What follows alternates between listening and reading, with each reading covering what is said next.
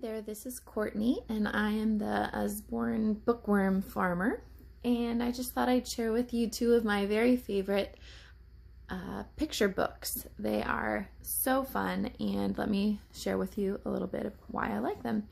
So in this book, it's a story about a little boy, and there is a big king fighting and an army, and they're fighting this dragon, and he's fiery. He's destroyed so much of the forest that was once rich with trees, but the little boy, he couldn't hear anything, but he was happy. He spoke with dancing hands, and he drew pictures for people in the sand. His parents loved his stories, but the villagers didn't understand. What a strange child, they would say as they walked by.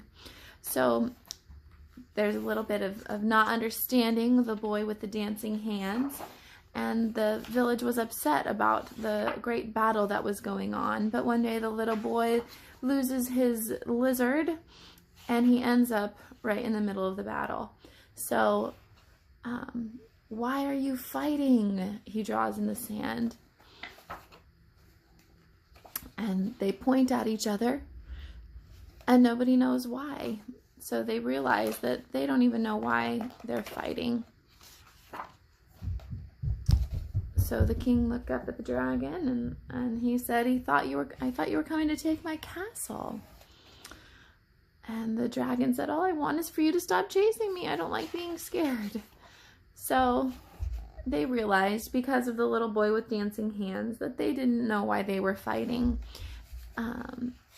It's a wonderful story, and it ends with, boy couldn't hear a word, but he didn't need to, because he could see the love. So wonderful. If you know anyone that uses sign language, or just to have a great reminder that you need to know the full story before you make judgments, and to be inclusive of all people. Great book. My other favorite is A Tale of Two Beasts, and this is a wonderful story on perspective. And so it's part one, A Tale of Two Beasts, part one, The Strange Beast. I love this little quote right here. There are two sides to every story, and then there's the truth, by Mark Twain. So this is the story, part one, of the little girl walking through the woods, and she finds a furry creature. She'll call him Fang. She wraps him up in her scarf. She carried him safely home. She made him a wonderful house. She shows him to all his friends. It's just wonderful. He escapes, but then he comes back, and she's so excited.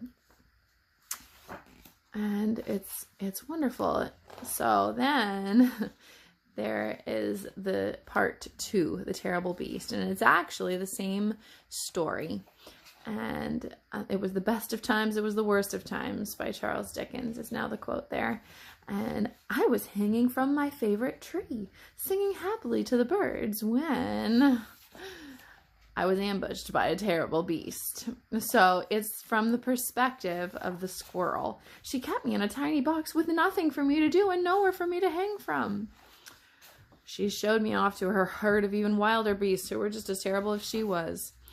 It's such a fun way to show perspective. And so you'll have to read it to find out why he came back, and how the two beasts are maybe not so terrible after all. Really super fun story. Both of these are really big hardback, they're big hardback books, and they are only $12.99. So it's a great way to show perspective and to think of others. Both of these have the same theme of showing others kindness and thinking about others before yourself. So thanks for watching. And let me know if you're interested in getting either of these. I would love to host a party for you, and get you them for free. All right, thank you.